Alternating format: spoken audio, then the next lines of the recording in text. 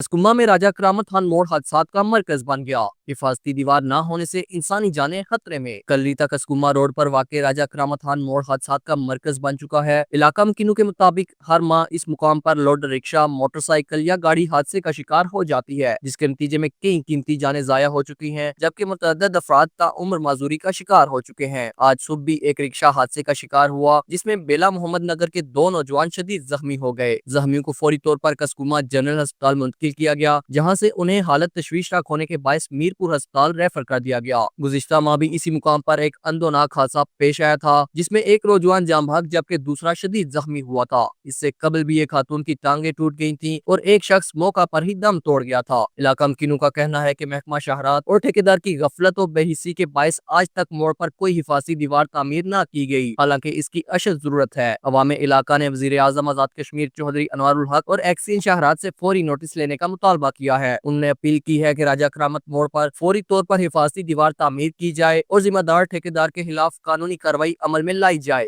ताकि मुस्तकबिल में मजीद कीमती जानों का ज़िया रोका जा सके। राजा फारूक जावेद, JK न्यूज़, कसकुमा।